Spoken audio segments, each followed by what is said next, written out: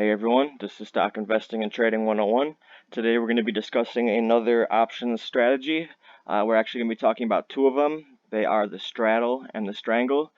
These are options strategies and they are very similar in nature, but at the same time very different. The straddle strategy is what we're going to be talking about first.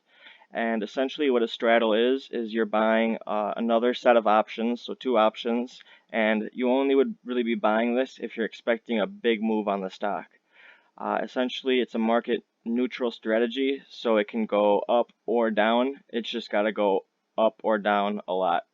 If it's just going to be, a little move, a straddle probably would not work best for you.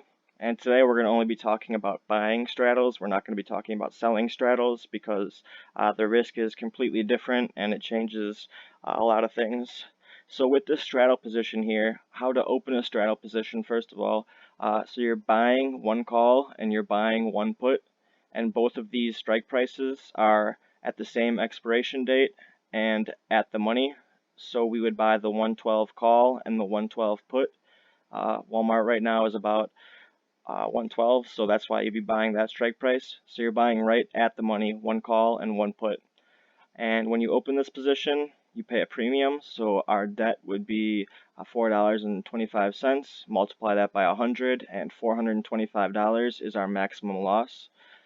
Your maximum loss is only the amount you paid for the two contracts, and your maximum profit potential is unlimited since you have the call option, and the stock could move up and up forever. Your profit potential is essentially unlimited.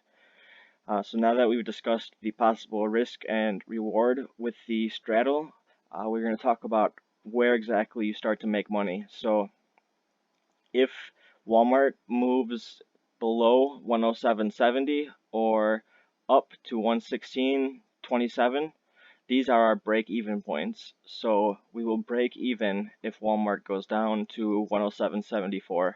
If it doesn't, if it stays in between those two prices, we're going to be losing money, and our maximum loss occurs when pretty much the stock doesn't move at all. That's how we get the maximum loss. So you're going to want it to go even further. So like I said, you're really expecting a big move because you're going to only break even, and that's after Walmart drops $5 whole. So, that's already a big move in itself, and you only start profiting after this break even point. So if it goes down further, that's where you start to make money.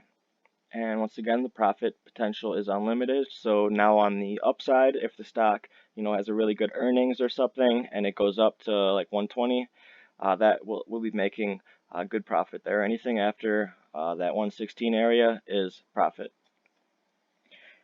One thing to note is a lot of these positions are opened up before earnings or some kind of big event where the stock would move a lot. So I know with AMD, they're pretty volatile sometimes. It might be a good idea to open a straddle or a strangle. One thing to note though is that with those big events like the earnings and just other big news that might be coming out, the contract prices might have a high implied volatility, which is something that I'll be talking about in another video. But essentially, implied volatility is the market makers giving the amount of they're rating how volatile the stock will be, and it adjust if the higher the implied volatility, the higher the options prices. So that is one thing that can kind of screw you with the implied volatility, is that even if, the earnings come out and let's say the earnings are good and it goes up, to 115 or something, the implied volatility would probably drop because it was probably expecting a bigger move. So if the move isn't as big as the market makers are expecting, there could be what's called an IV crush, implied volatility crush, where implied volatility goes down and that lowers the contract prices. So that's another thing to keep in mind, is that implied volatility does affect option prices, and it's a really important thing that I think a lot of people miss out on, is the implied volatility. Next, we're going to move on to the strangle position. This is the risk profile for a strangle position, and essentially it's the same theory. You're expecting a big move and unlimited profit potential. The maximum risk is the debit paid, and It's usually cheaper to buy a strangle position because the way to open a strangle position is you're pretty much doing the same thing. You're buying one call and one put, but you're buying them both out of the money. So instead of the straddle where we have the same strike price on both options, we are going to have out of the money prices, which will make the contracts cheaper and the whole position cheaper to open. So that's the risk and reward. There's maximum profit potential, and it's a limited risk strategy. And looking at Walmart again, so here we are at the money. This is the current price of Walmart. You will be losing money until it would reach about 117.47 or go down to about 106.50 area. So if it's in that range, you will be losing money, and your maximum loss would occur if it's in between this range here, so about 108 and 116. That's where you would make a maximum loss. Essentially, if the stock doesn't move, once again, that's your maximum loss. And anything past the strike prices, that range I mentioned before, the 106.50, anything less than that or greater than the 117.36 is where you start to make profit.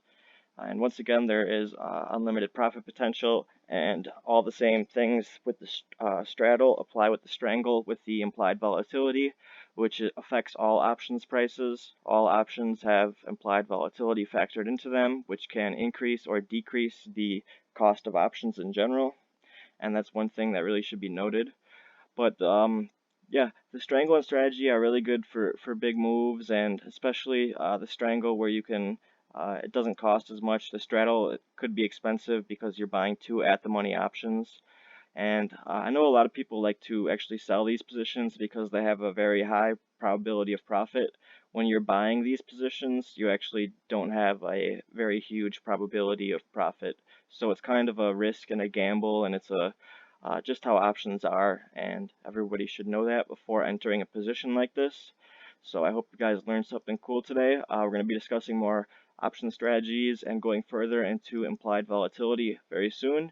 If you have any questions or strategies you would like me to cover, feel free to ask and subscribe to my channel. We'll talk to you guys soon.